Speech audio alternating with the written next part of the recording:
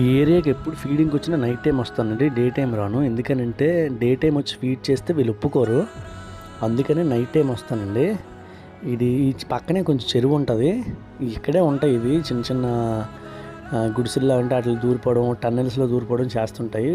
దీనికి పిల్లలు కూడా ఉన్నాయి, మదర్ డాగ్ ఇది. ఈ ఏరియాలో పాములు ఎక్కువ ఉంటాయండి. లాస్ట్ టైం ఒక పాము కరిచి కూడా చనిపోయింది డాగు. ఇలా డాగ్స్ కోసం, అబాండెడ్ డాగ్స్ కోసం, బ్లైండ్ డాగ్స్ కోసం, ఇంకా సర్వైవ్ అవ్వలేవు క్యాన్సర్ ఉన్న డాగ్స్ కోసం షెల్టర్ పెడతానండి. దయచేసి షెల్టర్ కోసం ఎవరైనా సపోర్ట్ చేస్తానంటే డెఫినెట్లీ నాకు కాల్ చేయండి స్క్రీన్ మీద ఉన్న నెంబర్కి.